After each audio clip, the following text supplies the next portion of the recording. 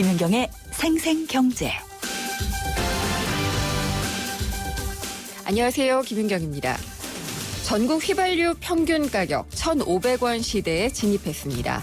오늘 오전 9시 기준으로요. 전국 보통 휘발유 평균 가격이 리터당 1,599.95원을 기록했습니다. 2009년 5월 이후에 처음 보는 가격인데요. 기름값 하면 언제나 오르기만 한다는 그런 생각이 있었는데 떨어지기 시작하니까 속도가 또 엄청나서 한 달 만에 100원이나 떨어졌습니다. 전셋값이나 좀 내리면 좋겠는데 전셋값은 미친 듯이 올라서 올해 진기록을 세우고 맙니다. 전국 아파트 평균 전셋가율, 그러니까 매매가격 대비 전셋값 비율은 70%대에 진입했습니다. 올 한 해 매매가격은 평균 2.4%가 올랐는데요. 전셋값은 4.3%가 올랐습니다. 내릴 때는 과연 올까요? 중소기업 제품 하면은 다들 저가 제품을 떠올리게 되잖아요. 근데 여기에만 머물러서는 오래 갈 수 없다는 조언이 나왔습니다. 고객들은 점점 성능도 더 좋고 고급화된 제품을 찾고 있고요. 여기에 발맞춰서 대중 명품 시장에 진입하는 것이 필요하다는 중소기업 연구원이 주장을 했습니다. 제품도 좋아야겠지만요. 디자인이나 마케팅, 또 브랜드만의 특별한 이야기, 이런 것들이 필요할 겁니다. 김윤경이 뽑은 오늘의 생생 키워드, 진입입니다.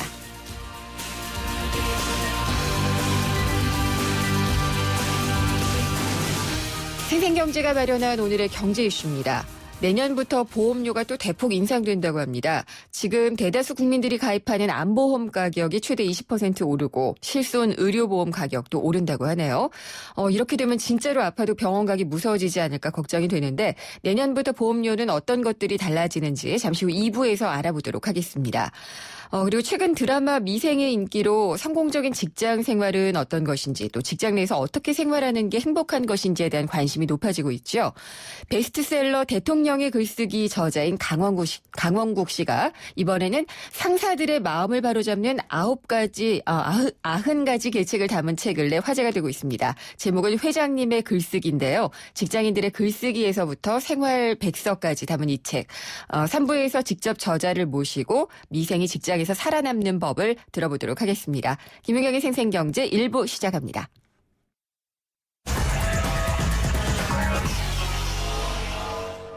네, 오늘 증시 알아보겠습니다. SK증권 명동지점의 김춘석 부장입니다. 안녕하십니까? 네, 안녕하십니까? 네, 오늘 시장은 어땠나요? 오늘 시장은 마이너스 한 20포인트 정도로 끝났습니다. 네. 27.86으로 끝났는데요.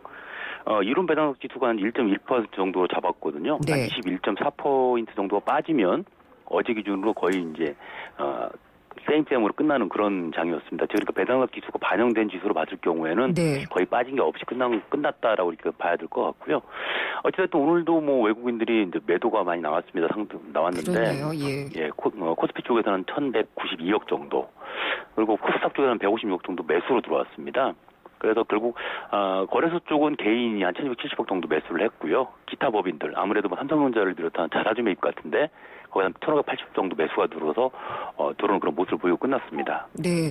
어쨌든 그러니까 오늘 떨어진 것은 배당락일 네. 때문에 떨어진 것을 생각하면 그냥 제자리다라고 생각하면 될 것 같다는 말씀이시죠? 네, 그렇습니다. 예. 거의 뭐 제자리다 이렇게 보시면 될 것 같습니다. 그렇군요. 그러면은 오늘 좀 외국인들은 많이 팔았다고 하긴 하셨거든요. 코스피에서요. 네네. 종목이나 업종별로 보면은 좀 눈에 띄는 게 있었나요? 오늘 같은 경우는 사실 아까 외국인 매도는 자체는 말씀드린 것처럼 삼성전자 네. 쪽으로의 매도가 좀 나온 걸로 보여지고 있고요. 가장 눈에 띄는 건 SK 하이닉스입니다. 네. SK 하이닉스가 전반적으로 배당락이 나오는데도 불구하고 오히려 플러스가 나왔습니다. 1,050원 정도 플러스가 나와서 48,000원을 기록을 하면서 끝나가지고 눈에 띄는 모습을 보였었고요. 예. 또 하나는 제일모직인데요. 네. 제일모직이 지금 9.96% 올라서 149,000원에 9천원에 끝났습니다. 근데 제일모직 같은 경우는 FTSE 지수 있죠. 네. 이제 오늘 장 끝났으니까 오늘 이제 그 장마감 후에 FTSE 지수에 편입이 예정되어 있습니다. 네. 그러니까 아무래도 그 영향으로 올라가는 모습을 좀 보이는 것 같고요. 마찬가지로 MSCI 지수에도 내년 1월 5일자, 1월 예. 5일 종가 이후에는 등재가 될 걸로 보여서 어떤 그런 기대가 계속 작용하고 있는 걸로 보여지고 있습니다. 이 제일모직이 섬유의복주로 분류가 되는 것 같은데요. 네, 그렇습니다. 사실상 지금 사업을 하고 있는 건 거의 무슨 이제 재료 쪽 아닌가요? 이 보게 되면 이제 뭐 이쪽 IT 반도체 재료도 있고 네. 이렇게 하는데 아직까지 눈에 띄는 가장 많은 부분은 아무래도 섬유 쪽이라 일단 봐야 되겠죠. 그냥 그렇군요. 그 이전에 제일모직 사업부가 넘어간 것이기 때문에 네. 그래서 일단 그래도 이제 섬유 우북 쪽에 들어가 있는 걸로 보여지고 있고요. 네. 네. 그럼 뭐 오늘 현대차라든가 이런 데가 내린 것도 다 배당을 많이 하는 주라서 많이 내린 걸까요? 일단 이론 배당락이라는 자체는 이제 전년 배당 기준으로 해서 하락폭을 만드는 거거든요. 네. 그러니까 올해 얼마나 줄지는 아직 결정이 안 되는 부분이다 보니까 네. 그러니까 전반적으로 대형주 쪽은 아무래도 배당락을 당한다고 보시는 게 맞을 것 같고요. 그래서 아까 SK 하이닉스 말씀드렸지만 유독 오늘 좀 많이 올라간 종목군들이 있는데 네. 이 반도체하고 반도체 장비 쪽 이런 쪽이 상당히 강세를 보이고 있습니다. 그래서 내년 시즌을 조금 기대를 좀 하게끔 만들어 놓고 있는 상태고요. 네. 또 아시는 것처럼 지금 말씀드렸던 제일모직이라는 삼성 SDS 같은 경우가 내년에도 좀 시장이 좀 주목을 받을 걸로 보여지고 있는데 예전에 삼성그룹이 신수성 사업을 5개를 정했었는데요. 네. 그중에서 LED하고 태양광 쪽 접었죠. 그래서 그랬죠. 남아있는 게 이제 바이오의학 쪽하고 헬스케어 쪽 2차전지 이쪽만 남아있는데요. 네. 오늘 흐름이 조금 재밌다는 게 뭐냐면 바이오의학 쪽이 좀 올라가는 모습을 상당히 많이 보였습니다. 네. 전반적으로 강세를 보였었거든요. 그래서 이런 부분 자체도 그렇고 그다음에 3월 인터넷 관련된 쪽이라고 얘기부터 하고 있는데 이런 쪽도 많이 움직임이 좋아지는 모습을 보이고 있습니다. 그래서 조심스럽지만 네. 내년 초의 화두는 아무래도 이 바이오 쪽하고 3월 인터넷 쪽에서 나오지 않을까 개인적으로 그렇게 생각을 좀 해봤습니다. 그렇지 않아도 그 질문 드리려고 했거든요. 내일 하루 거래일 남았잖아요. 네, 그렇습니다. 네, 그래서 내년 어떻게 보시는지 하고 유망한 업종 좀 말씀해 주세요라고 했는데 일단 업종은 얘기하신 것 같고요. 네, 네. 그럼 전체적으로 좀 시장도 많이 오를까요? 어떨까요? 내년이 상당히 예측하기 좀 어려운 부분이 있는데요. 네. 왜냐면 아시는 것처럼 일단 4월 달부터 이제 저희 우리나라 증시의 상한가 폭이 30%로 들어가지 그렇죠. 않습니까? 예. 근데 아무래도 이 부분이 투자 심리를 많이 냉각시킬 것 같아요. 왜냐하면 잘못하면 하루에 60%의 자산이 날아갈 수도 있는 부분이다 그렇죠. 보니까 또 올라갈 수도 있잖아요. 그럴 수도 있죠. 네. 그런데 주변을 둘러싸고 있는 정세가 그렇게 만만치가 않습니다. 아시는 것처럼 일단 미국이 네. 시기의 문제는 있지만 금리 인상을 할 거라고 이미 어느 정도 예정을 시켜놓은 그렇죠. 상태 아니겠습니까? 거기다가 우리 주변에 있는 중국이라든가 일본이라든가 이런 나라들이 양적 완화 정책을 펴고 있는 상태인데 네. 그 부분이 거의 우리나라한테는 안 좋은 영향을 지금 미치고 있는 거죠. 왜냐하면 우리가 알겠습니다. 그거에 대응을 만한 마땅한 우리 수단이 없기 때문에 네. 좀 끌려가는 그런 입장인데 중국 입장에서도 보게 되면 아무래도 예. 지금 저성장 기조로 들어가고 있지 않습니까?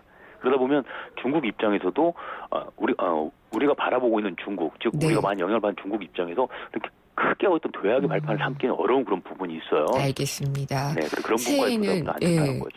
좀 이렇게 우려나 걱정 이런 것보다는 좀 이렇게 맘 놓고 올라갈 수 있는 장세에 만나면 참 좋을 것 같아요. 예, 제발 좀 그랬으면 좋겠습니다. 예. 1년 동안 감사했고요. 네. 예. 새해 복 많이 받으십시오. 감사합니다. 네, 감사합니다. SK증권 명동지점의 김춘석 부장이었습니다.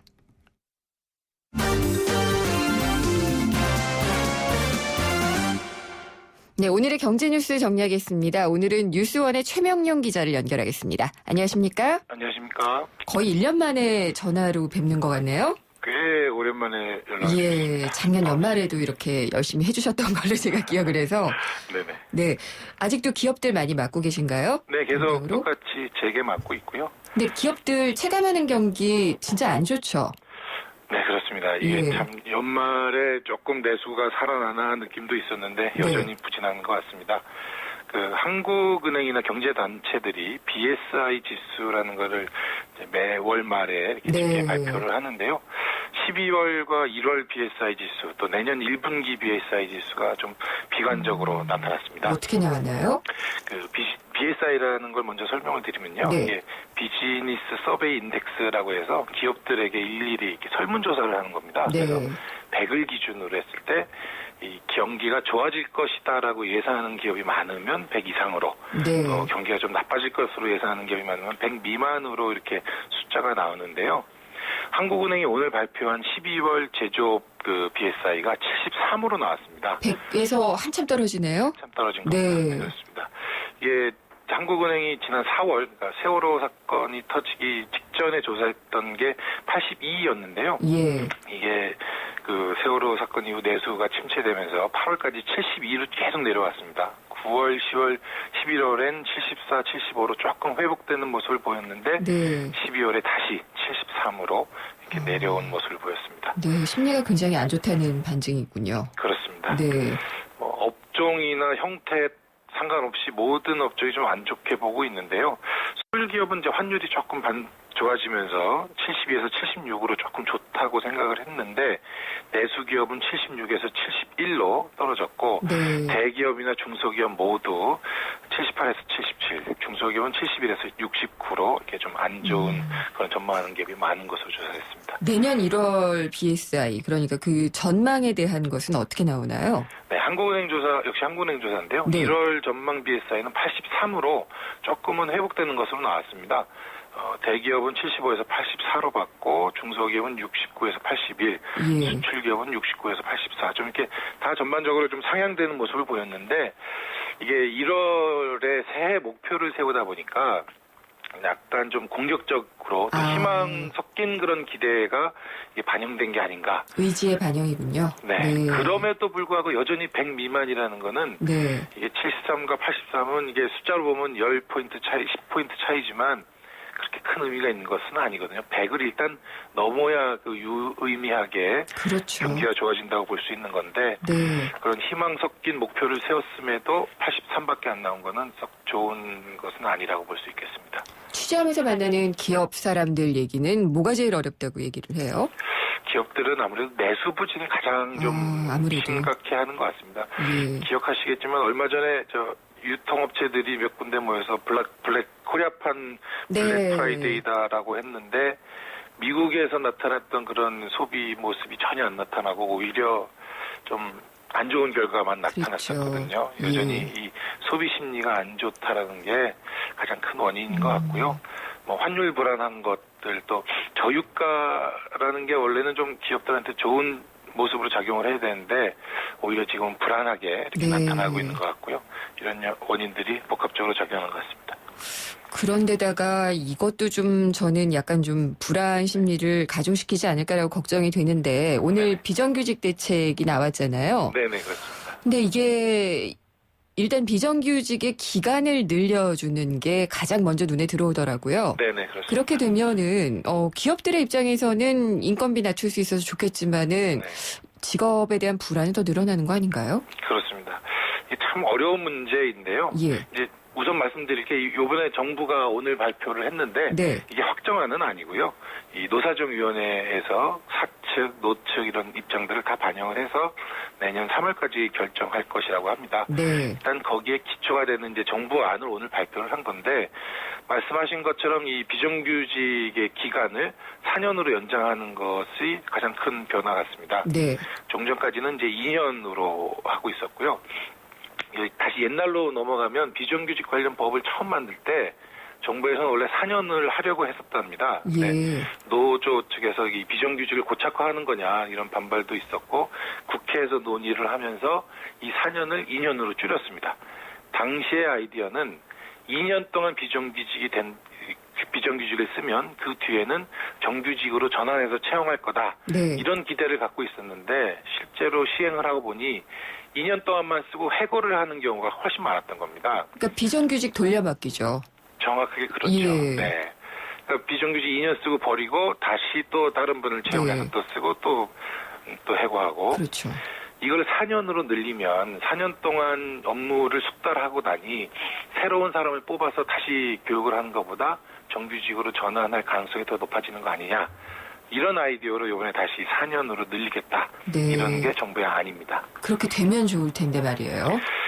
이 안을 딱 내놓고 나니 사측도 노측도 또 반발하고 있습니다. 예. 사측에서는 이 안 말고 다른 여러 가지 규제들이 덧붙여서 생겼는데 그 규제들 때문에 부담이 커진다고 하고 있고 네. 노측에서는 비정규직을 또 고착화하는 거 아니냐 네. 이렇게 해서 또 반발하고 있는 모습을 보이고 있습니다. 4년 가지고 숙련 노동자가 됐다라고 해서 네. 정규직으로 딱 뽑기에도 기업도 리스크가 있을 것이고 맞습니다. 본인들, 그러니까 노동자들 자체에도 아마 좀 리스크가 있을 거예요. 네, 그렇습니다. 그런 점들이 좀 우려가 되네요. 그 밖에는 또 어떤 내용들이 있었나요? 몇 가지 규정들이 더 들어가 있는데요. 네. 이 정규직으로 전환을 약간 의무화하는 그런 룰을 넣었습니다. 그래서 정부가 이 정규직으로 전환하지 않을 경우 네. 이 이직에 따른 그 비용을 기업이 부담하도록 이렇게 하는 방안도 있고요. 네. 정규직에 전환할 때 임금이 인상되는 부분에 대해서는 정부가 좀 보전을 해주겠다. 네. 그런 방안을 내놨습니다. 또 3개월 이상 비정규직으로 근무를 하면 퇴직급여를 지급하는 방안도 있고요. 네. 이 초단기 계약이라고 해서 뭐 3개월, 6개월, 8개월 네. 이렇게 계약을 했다가 2년 채우기 전에 이제 퇴사를 시키는 예. 그런 경우가 많았는데요. 이런 계약 갱신 횟수를 3회로 제한을 해서 이 퇴직금을 비정규직들한테 좀 많이 지급할 수 있는 그런 규제도 만들고 있습니다. 네. 그리고 지금 기름값 얘기를 앞에도 조금 하셨는데, 네네. 기름값도 많이 내리기는 했지만은 단말기 가격이, 그러니까 휴대폰 가격이 조금 내려갔다 이런 얘기도 있는데 실제로 네. 좀 내려갔어요? 이 연말 이 단통법 시행된 게 10월인데요. 네. 그 당시에 이제 시행하고 초기에는 보조금이 뭐 한 10만 원, 12만 원 막 이래서 뭐 전 국민을 호갱으로 만드는 거냐 뭐 이런 반발이 굉장히 많았는데 연말이 되고 나니 이제 이동통신사들이 재고를 좀 떨어야 되지 않겠습니까? 네.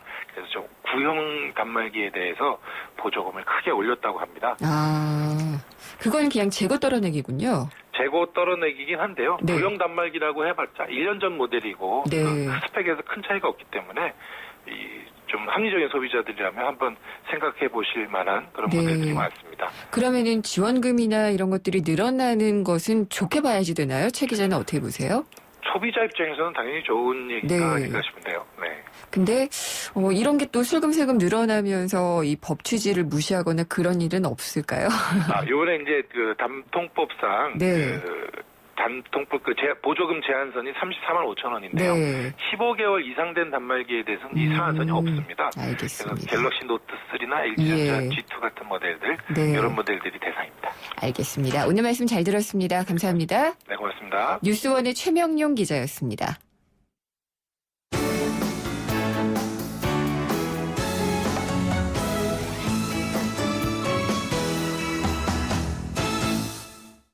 생생경제 일부 함께 하셨습니다. 지금 내리는 얘기를 많이 했는데 단말기 가격 내리고 석유값 내리고 그러는데 보험료는 내년부터 또 대폭 오를 것이라는 얘기가 나오고 있습니다.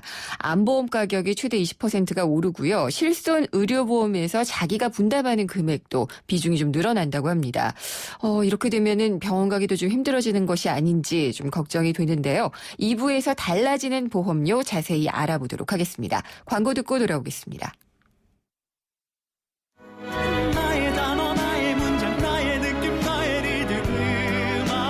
YTN 라디오와 세종문화회관이 공동 주최하는 뮤지컬 제약 콘서트 프로미스 2015 3차성 매진 기록의 모차르트 뮤지컬 어워즈 최다 수상의 엘리자벳을 비롯해 2014년을 빛낸 최고의 뮤지컬들이 올해의 마지막 날 한자리에 모입니다.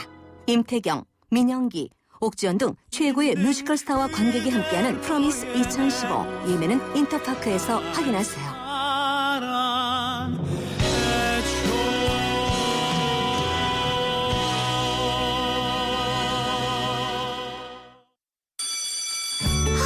아침에 잠 푹 자고 아침밥 먹고 학교 갔으면 좋겠어요. 학교 끝나고 친구들이랑 마음껏 운동도 하고 놀고 싶어요. 내가 어떤 걸 잘하는지 성적보다 제 꿈이 무엇인지 관심 가져주셨으면 좋겠어요. 대한민국의 꿈의 씨앗이 희망의 열매로 자라날 수 있도록 우리 아이들의 마음에 귀 기울여주세요. 이 캠페인은 단 한 명의 아이도 포기하지 않는 교육, 경기도 교육청이 함께합니다. 한 발 빠른 경제 뉴스, 한 뼘 깊은 경제 이슈, 한 번 물면 놓치지 않는 끝까지 가는 인터뷰. 지표 MC 김윤경의 생생경제. 게릴라 경제 현장, 쿠션 화장품으로 인기를 끌고 있는 화장품 전문점에 나왔습니다. 저 에어 쿠션 사러 왔는데요. 그리고 이쪽에 안내해 드릴게요. 테스터 해드릴까요? 전보다 촉촉한 건 같은데 커버력이 더 있어서 더 인기가 많아요. 네, 그러면은 쿠션 화장품을 담당하고 있는 담당자와 잠시 얘기 나눠보겠습니다. 요즘에 쿠션 화장품 좀 인기가 많나요? 매장에는 이미 에어쿠션을 알고 오시는 고객들 혹은 한번 구매하신 고객이 재구매하러 많이 오시고요. 작년 한 해 팔린 수량을 봤을 때 에어쿠션은 거의 6초에 한 개꼴로 팔리고 있는 제품으로서 엄청난 인기를 얻고 있고요. 많이 구매를 하시는 편입니다. 해외에서도 좀 인기라고 하던데 외국인 손님들도 좀 많이 사가시나요? 네, 요즘 중국 고객들한테도 큰 인기를 얻고 있는데요. 또 실제로 일본 같은 경우에서는 올해 40%에 가까운 성장을 예상하고 있습니다. 알아보겠습니다. 쿠션 화장품을 구입하고 있는 한 소비자와 잠시 얘기 나눠보겠습니다. 안녕하세요. 네, 안녕하세요. 이 쿠션 화장품 자주 이용하시나요? 네, 저 한 2년 정도 계속 이용하고 있고 제 주변에도 친구들도 많이 사용하고 있어요. 에어쿠션은 우리나라가 원조라고 하더라고요. 알고 계셨나요? 네, 얼마 전에 기사 보고 알았고 되게 자랑스럽다고 생각했습니다. 우리나라에도 큰 인기를 끌고 있는 이런 해외 화장품 브랜드들도 이제 쿠션 화장품을 따라서 출시하겠다고 했습니다. 그러면 수입 브랜드 쓸 생각 있으신가요? 글쎄요. 아무래도 원조가 좀 낫지 않을까요? 그리고 또 한국 사람들이 사용하기에는 또 한국 기업들이 만든 화장품이 굉장히 좋다고 생각을 해서 앞으로도 계속 사용할 예정입니다. 가격은 좀 어떻다고 보세요? 예전에는 사실 화장을 하려면 파운데이션도 썼어야 됐었고 팩트도 썼어야 됐는데 지금은 이거 하나 가지고 모두 피부 표현이 가능하잖아요. 그리고 그 편리성과 사용성을 생각을 하면은 합리적인 가격이 아닌가 그렇게 생각합니다. 그럼 제품 만족도는 좀 어떠세요? 처음에 피부 표현도 자연스럽고 잡티도 그럼에도 잘 가려지고 또 수정 화장도 편하고 이런 면에서 굉장히 만족하고 있고요. 앞으로도 계속 사용할 생각입니다. 네, 지금까지 게릴라 경제원장 이혜리 리포터였습니다. 김윤경의 생생경제. 오늘 당신이 꼭 알아야 할 가장 중요한 경제 뉴스는 새해 인상을 앞둔 보험료 더불어 달라지는 것은입니다.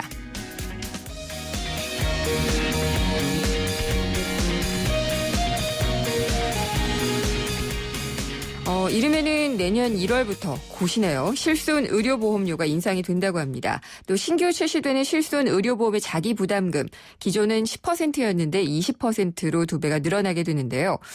이렇게 되면은 혜택은 줄고 보험료만 오르는 것이 아니냐는 불만이 나올 수가 있습니다. 2015년부터 보험제도가 여러 가지 바뀐다고 하는데요. 하나하나 자세히 짚어보도록 하겠습니다.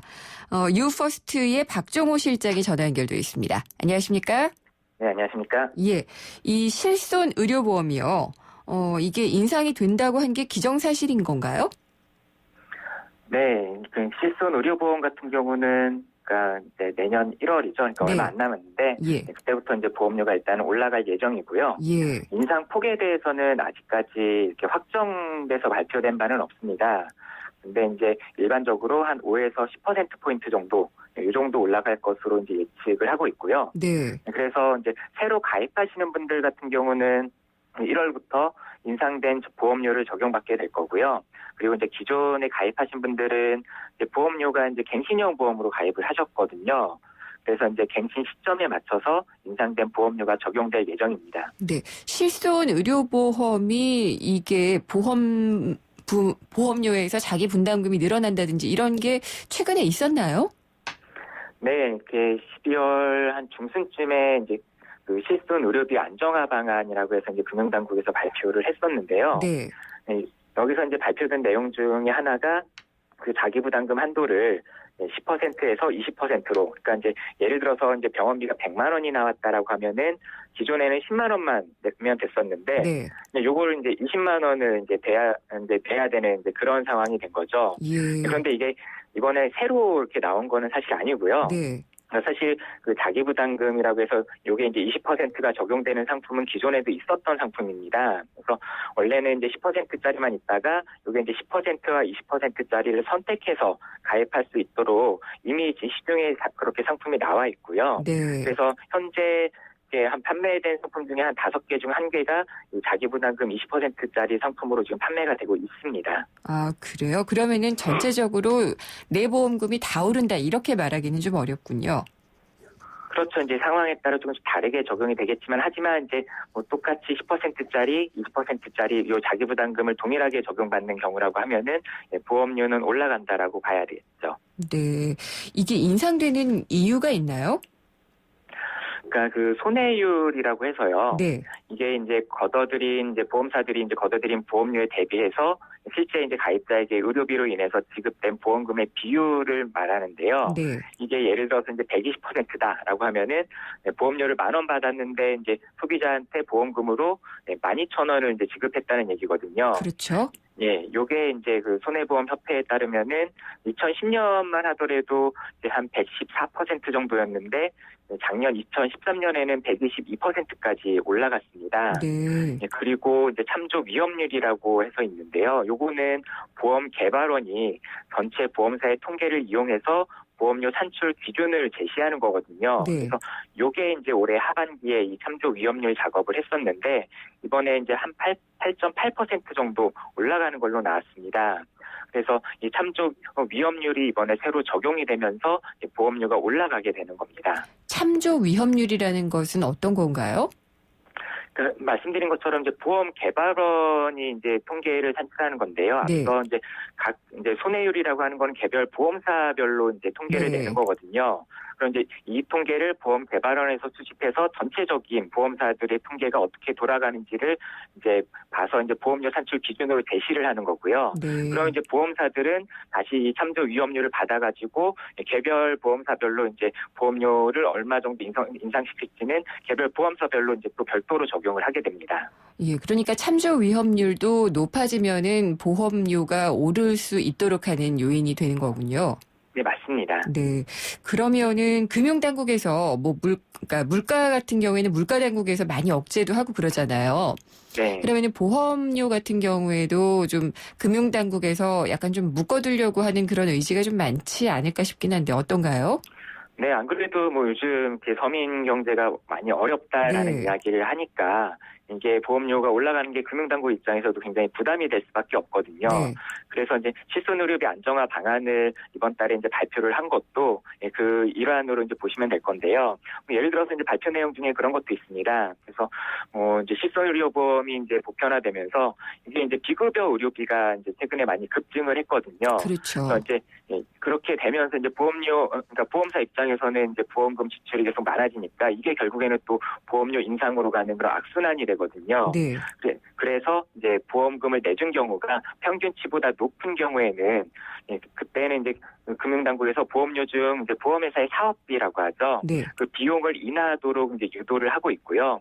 그리고 앞에 말씀드린 이제 자기부담금 20%짜리 상품을 좀 더 이제 활성화해라. 이것도 이제 보험료 인상을 이제 막기 위해서 금융당국에서 나름대로 이제 노력을 하고 있는 상태라고 보시면 될 것 같습니다. 네, 지금까지는 실손 의료보험을 알아봤고요. 이 네. 암보험이라든지 이제 또 다른 보험들이 있잖아요. 네네. 그런 보험료들도 뭐 올해 그러니까 내년에 많이 오르게 되나요? 네, 그러니까 사실 이제 최근 이제 올해 하반기에 발표된 것 중에 하나가 이제 그 표준 이율이라고 해가지고 네. 이제 보험사의 이제 보험료를 산출하는 또 이제 기준 이율이 있는데요. 그러니까 한국은행에 따지면 이제 대출할 때 기준금리가 올라가면은 이제 대출금리가 올라가잖아요. 예. 마찬가지로 이제 보험사들은 이 표준 이율을 가지고 이제 또 보험료를 이제 산출하는 이제 작업을 하게 되는데 이 표준 이율이 올해 1월부터 아니 내년 1월부터 이제 내려가는 걸로 일단 이제 발표가 났었고요. 이제 표준이율이 내려가게 되면 마찬가지로 보험료는 올라가게 됩니다. 그리고 이제 그리고 이제 또 한 가지가 경험생명표라고 해가지고 네. 이것도 이제 그 생명보험사들이 보험료 산출하는 기준으로 삼는 그런 지표가 있습니다. 예를 들어서 암 발병 확률이라든가 평균 수명이 어떻게 된다라든가 이런 이제 지표들을 이제 계속 작업을 하고 있는데 이게 한 내년 4월쯤부터 적용이 되면서 암보험이나 다른 질병보험도 보험료가 상승할 것으로 전망이 되고 있습니다. 네, 그러니까 표준 이율이 내려가게 되고 또 경험 생명표라는 것을 적용을 하게 되면서 내년에는 인상 요인들이 충분히 있는 거군요. 네, 맞습니다. 자동차 보험 같은 경우에는 어때요? 자동차 보험도 뭐 마찬가지로 이렇게 뭐 최근 뭐 사고율이라든가 뭐 이런 것들이 계속 이제 올라가는 것들로 이제 나타나면서 네. 개별 보험사별로 이제 이것도 이제 앞서 말씀드린 그 손해율 있지 않습니까? 이게 계속 올라가는 걸로 나타나면서 인상 요인이 계속 있는데 하지만 이제 보험사들이 무조건 뭐 일방적으로 올릴 수는 없거든요. 특히나 이제 자동차 보험 같은 경우는 거의 의무적으로 가입해야 되는 그런 상품이다 보니까 이것도 이제 금융당국하고 이제 협의를 해서 아마 개별적으로 이제 적용을 하게 될 것 같습니다. 네. 근데 지금까지 얘기를 들어보면은 다 이 개인들이 내야 되는 것만 많아지는 것 같고요. 혜택은 별로 안 늘어나는 것 같다는 생각이 드는데 실제로는 어떤가요? 사실 뭐 가입자 입장에서는 분명히 이제 보험료가 올라가는 것들은 이제 기정 사실이고요. 그리고 이제 암보험 같은 경우도 이제 보장이 축소된다라든가 뭐 이런 부분들이 분명히 있습니다. 그래서 이제 뭐 내년 1월이나 4월 순차적으로 이제 보험료가 올라가고 마찬가지로 보장 폭도 줄어드는 부분이 있다라고 보셔야 될 것 같습니다. 아, 그렇군요. 그러면 이 밖에도 좀 달라지는 것들이 내년에 보험에 있을 텐데요. 좀 뭐 좋은 거 위주로 먼저 좀 설명을 해주세요. 네. 한 3가지 정도 이렇게 말씀을 드릴 수 있을 것 같은데요. 네. 일단은 품질 보증 제도라고 해서 이렇게 예를 들어서 이렇게 보험을 가입할 때 이제 중요한 3가지가 있는데 청약서, 그러니까 계약서 이제 사본을 이제 전달을 받아야 되고 약관에 있는 중요한 내용을 설명을 받으셔야 되시고요. 네. 그리고 청약서에는 꼭 다필 서명을 하셔야 되시거든요. 예. 근데 이게 이제 지켜지지 않으면은 3개월 이내에 계약이 취소가 가능한 제도가 있습니다. 이게 이제 기존에는 보험 청약일로부터 이제 3개월 이내에 가능했었는데 그게 아니라 처음에 계약서에 사인을 한다라고 해서 바로 이제 보험이 이제 시작이 되는 건 아니지 않습니까? 네. 심사도 하고 그렇게 해서 이제 최종적으로 계약이 성립한 날이 있을 텐데 그때부터 3개월로 제도가 이제 바뀌게 되고요. 예. 그리고 이제 보험금 같은 경우는 보통 보면은 병원에 갈 때마다 바로바로 청구하진 않으시거든요. 네. 보통 치료를 완전히 다 끝내고 나서라든가 내지는 뭐 짜잘한 것들은 모아서 한꺼번에 청구하게 되는데 이게 기존에는 2년 이내에 청구를 할 수가 있었는데 이게 1년 늘어서 3년 이내에 청구할 수 있도록 네. 이 부분이 바뀌었고요. 마지막으로 이제 보험금 청구하려고 하면은 보통 진단서를 제출해야 그렇죠. 되지 않습니까? 예. 근데 이제 진단서 하나 떼려면 이것도 이렇게 비용이 이제 들어가다 보니까 그게 병원마다 다 달라서 많게는 2만 원, 3만 원도 받더라고요. 네, 이렇게 뭐 싼 데도 있지만 보통 이렇게 만 원에서 한 많게는 3만 원까지 말씀하신 대로 이렇게 비용이 들어가다 보니까요. 소액 진료비 같은 경우는 통원 치료 같은 경우는 특히나 보험금을 받아도 진단서 때는 비용 제하고 나면 남는 게 없거든요. 제가 그런 적이 있어요. 네. 예. 그래서 이렇게 뭐 청구를 안 하는 경우들도 많이 있었는데, 네. 그래서 이제 10만 원 이하의 소액 실손 통원 의료비 같은 경우는요, 보험금 청구서하고 이거는 이제 회사 양식이죠. 네. 그리고 이제 병원 영수증과 처방전만으로도 보험금을 청구할 수 있도록 그렇게 제도가 개선이 돼서 보험금을 받기는 조금 더 수월해질 것으로 보입니다. 네, 이렇게 그럼 여러 가지 바뀌는 것들이 있는데요. 실장님 보시기에 2015년은 보험 소비자들에게는 이득이 되는 해가 될까요? 아니면은 조금 손해를 보는 해가 될까요? 아무래도 이렇게 보험료도 올라가고 네. 그리고 이제 보장도 줄어들다 보니까 사실 뭐 이런 내용적인 측면에 있어서는 이제 소비자들한테 불리하게 바뀌는 것이 이제 사실이고요. 예. 하지만 전반적인 소비자 보호라는 이제 제도적인 측면으로 본다라고 하면은 이 부분은 이제 계속 이제 금융당국에서 소비자 보호를 강화하는 방향으로 가고 있기 때문에 네. 이 부분은 이제 소비자한테 계속 유리한 방향으로 좀 전에 이제 뭐 보험금 청구 관련된 제도가 바뀌었듯이 이런 부분들은 이제 바뀌어 갈 것으로 보입니다. 다만 소비자의 눈높이하고 금융당국이나 보험사의 눈높이가 굉장히 다르기 때문에 네. 사실 소비자 입장에서 소비자 보호가 강화됐다라고 느끼기에는 많이 어려울 것 같습니다. 알겠습니다. 오늘 말씀 잘 들었습니다. 감사합니다. 네, 감사합니다. 유퍼스트의 박종호 실장이었습니다.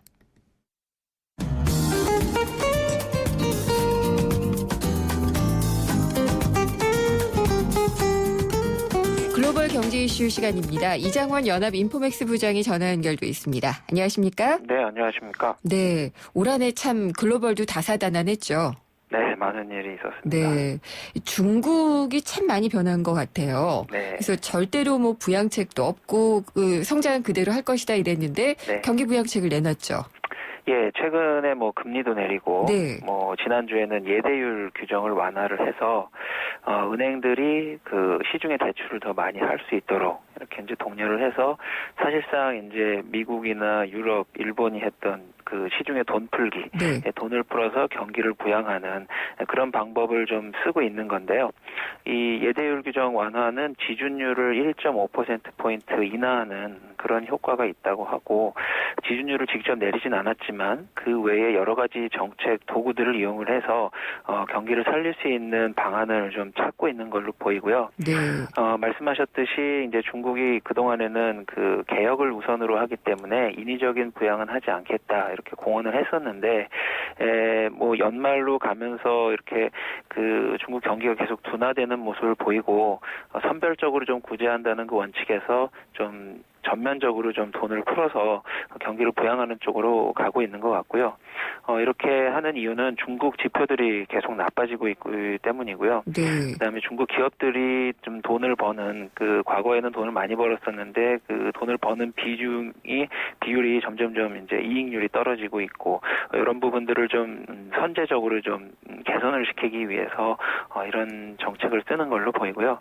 내년도에는 그 토지보상제도 개혁을 해서 돈을 풀 가능성이 있다고 하는데 네. 그동안 이제 중국 정부가 농민들에게 이제 토지를 수용할 때는 좀 강제적으로 좀 차압을 했는데 이제는 돈을 받고 이제 토지 보상을 해주겠다. 그러면 그 돈을 가지고 중국 농민들이 소비에도 하고 이렇게 함으로써 경기 활성화를 추진하는 그런 방법도 고민하고 있다고 합니다. 근데 일본 같은 경우에는 진짜 어려운 것 같아요. 어쨌든 아베 정권이 재신임을 받기는 했는데 갑자기 또 지난주에 긴급 경기 부양책이 나온 걸 보면은 아베노믹스는 지금 한계 온 게 아니냐 정말 분명해지고 있는 것 같아요. 예, 이른바 이제 아베노믹스 시즌 2라고 해서 시즌 2요. 예, 그러니까 이제 총선에서 이겼으니까 아베노믹스에 대해서 국민들이 인정을 했다 이렇게 보고 이제 조금 더 돈을 풀어서 경기를 부양하겠다. 특히 이제 시즌 1에서 그 혜택을 받지 못했던 지방 경제 활성화라든가 중소기업 지원, 또 재해복구 이런 부분에 이제 돈을 좀 쓰기로 했고요.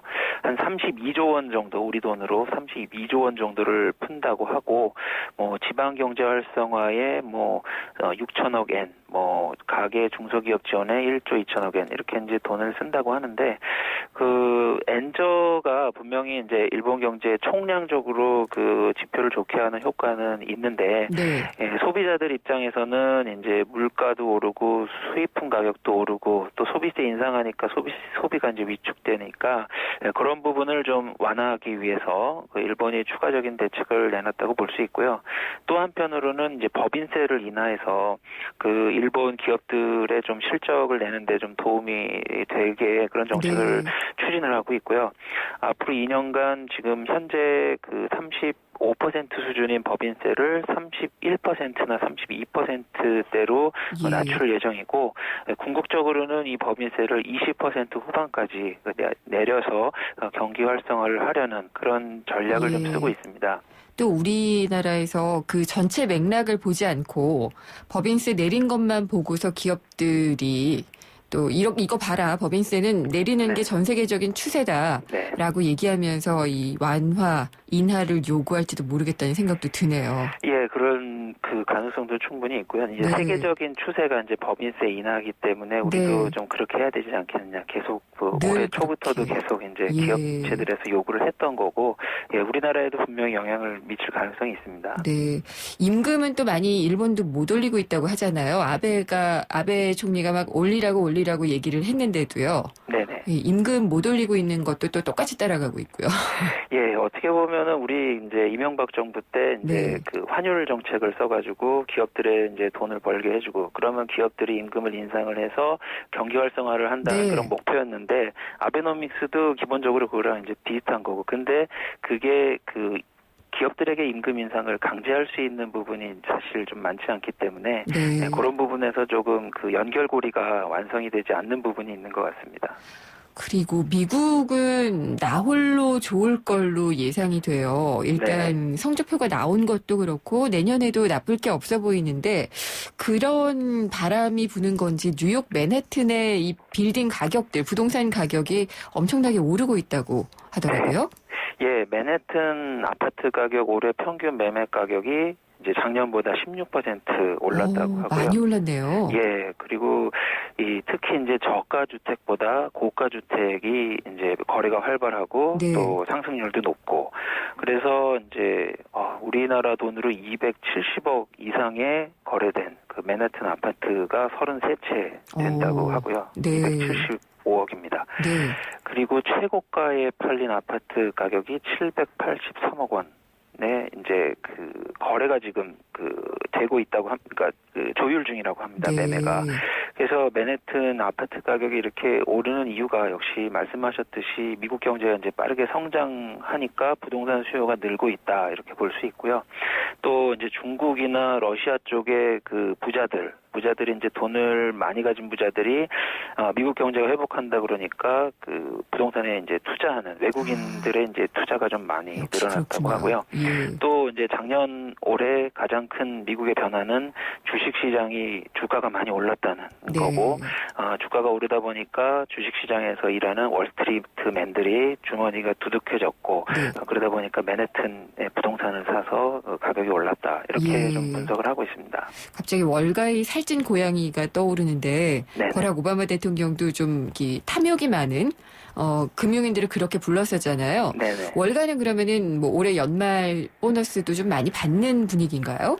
일단 이제 그 업종에 따라서 좀 다를 것 같은데요. 네. 대부분 뭐 주식 같은 경우에는 올해 장사가 잘 예. 작년 올해 장사가 잘 됐으니까 뭐 평균은 유지할 것 같고, 달러 같은 경우에도 이제 달러 강세에 베팅을 잘한 사람들은 보너스를 좀 많이 받을 거고, 그 뒤에 반대편에 이제 베팅한 사람들은 조금 어려운 형편이 될 것 같습니다. 그러면은 미국이 잘 나간다. 뭐 나쁠 것은 없는데, 근데 미국만 잘 나가는 게 어떻게 보면 세계 경제에 좀 별로 안 좋을 수 있다. 이런 얘기도 슬슬 나오는 것 같아요. 예, 미국이 이제 경제가 회복이 되고 그러면은 이제 펀더멘털적인 측면에서는 뭐 우리나라도 이제 수출 시장이 넓어지는 거니까 좋다 이렇게 볼 수 있는데, 이 미국 경제 회복 이후에 이제 파생되는 문제들이 달러 강세라든가 이제 유가 하락 이런 부분이 이제 그 신흥국들에 좀 타격이 될 수 있고요. 요즘 러시아가 위기에 빠져 있는 게 이제 유가 하락, 그다음에 달러 강세, 이것 때문에 지금 러시아가 경제 위기에 빠져 있고, 또 산유국 중에서도 이제 베네수엘라 같은 나라는 좀 부도 위기에 이제 빠져 있는 그런 상황인데, 그 미국 경제가 좋아졌다고 해서 그 세계 전체적으로 좋은 게 아니라 그 이후에 이제 금융적인 부분에서, 금융시장적인 측면에서 이제 악재가 될 수 있는 부분이 있기 때문에, 특히 이제 신흥국 같은 경우에는 과거 98년 IMF 위기 때도 아시아 국가들이 이제 위기를 겪었었는데, 미국이 이제 내년부터 금리를 인상하기 시작하면 그 유동성이 이제 부족한 나라들은 경제에 이제 취약한 부분들에서 문제가 생길 가능성이 있고요. 이런 부분은 이제 전체적인 세계 경제 측면에서 좀 지켜봐야 될 부분인 것 같습니다. 네. 그런데 또 이럴수록 미국의 그 대항마로 완전하게 이제 커오고 있는 중국, 이 중국이 나중에 또 소방수 역할을 해줄 수 있다는 그런 주장도 있던데요. 그 근거는 어떤 건가요? 네, 일단 중국이 이제 저번 시간에도 좀 말씀을 드렸습니다만, 외교적으로 이제 G2, 미국에 이제 대항하는 G2가 되기 위해서 세계 각국에 이제 우군을 많이 마련을 하려고 하고 있고요. 특히 미국이랑 적대국 관계에 있는 나라들, 예를 들어 러시아라든가 아까 말씀드린 베네수엘라, 아르헨티나, 전통적으로 미국과 이제 대척점에 있는 나라들인데, 이 나라들이 지금 위기에 빠져 있으니까 그 중국이 뭐 통화수합으로 뭐 자금을 지원해 준다거나 투자를 한다거나 해서 이 나라들을 도와주고 있습니다. 그래서 과거에 미국 같은 경우에는 경찰 국가라고 해서 좀 피해를 준 그 나라들도 많이 있었는데, 중국은 이거와는 분명히 다르게 우리는 도움을 주면서 우호적인 관계를 만들겠다. 이게 바로 미국과 우리의 차이다. 이런 그 모토로 그 외교 전략을 좀 쓰고 있고요. 이것과 관련해서 위안화 국제화에 대한 효과도 있고, 또 자원 국가를 도와주면서 자원을 확보하는, 예를 들어서 베네수엘라는 석유, 아르헨티나는 곡물, 이런 거를 싼값에 얻게 되는 그런 효과도 기대하고 있습니다. 예, 오늘 말씀 잘 들었습니다. 새해 뵙겠습니다. 감사합니다. 새해 복 많이 받으십시오. 예, 이장원 연합 인포맥스 부장이었습니다.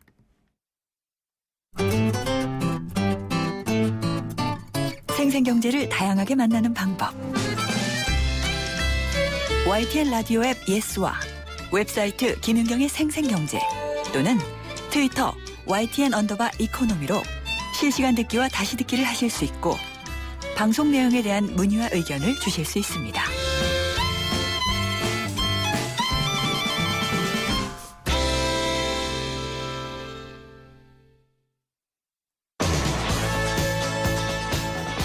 청취자 여러분도 머리로는 하루에도 몇 번씩 사표 쓰고 그런 경험 있으시죠? 뭐 자영업을 한다면은 문을 닫는 그런 게 될 텐데, 이게 왜 나는 열심히 일하는데 동료보다는 인정을 못 받을까? 왜 나는 승진이 안 될까? 이런 생각을 안 하시는 분은 거의 없을 겁니다.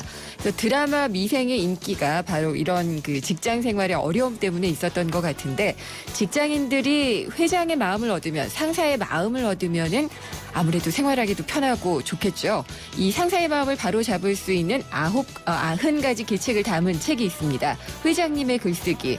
이 책이 벌써부터 직장인들에게 인기라고 하는데요. 3부에서 저자 모시고 회장님의 글쓰기 알아보도록 하겠습니다. 미생이 직장에서 살아남는 법이라고 해도 좋을 것 같네요.